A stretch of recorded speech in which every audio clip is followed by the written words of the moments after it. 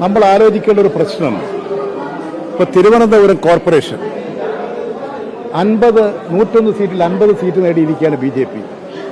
എന്ത് ചെയ്തിട്ടാ തിരുവനന്തപുരത്തെ ജനങ്ങൾക്ക് വേണ്ടി എന്ത് കൃത്യമാണ്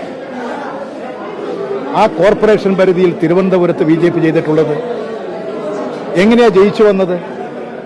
ജനോപകാരപ്രദമായ എന്തെങ്കിലും ഒരു നടപടി സ്വീകരിച്ചിട്ടാണോ?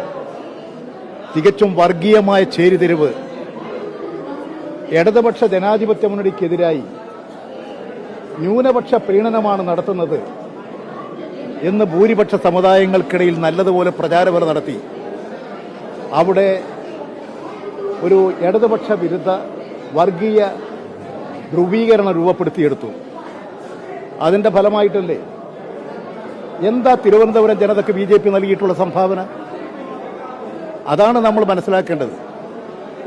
മറ്റൊരു ഭാഗത്താകട്ടെ ന്യൂനപക്ഷ സമുദായങ്ങൾക്കിടയിൽ ഇടതുപക്ഷത്തിനെതിരായി ശക്തമായിട്ടുള്ള പ്രചാരവേല UDFും അതുപോലെ BJPയും നടത്തി. അവർ നടത്തിയത് ഇടതുപക്ഷ ന്യൂനപക്ഷ പീഡനമാണ് എന്ന പ്രചാരവേലകൾ നടത്തി. ഈ രണ്ട് ശക്തികളും വർഗീയ ധ്രുവീകരണമാണ് ഉണ്ടാക്കിയത്.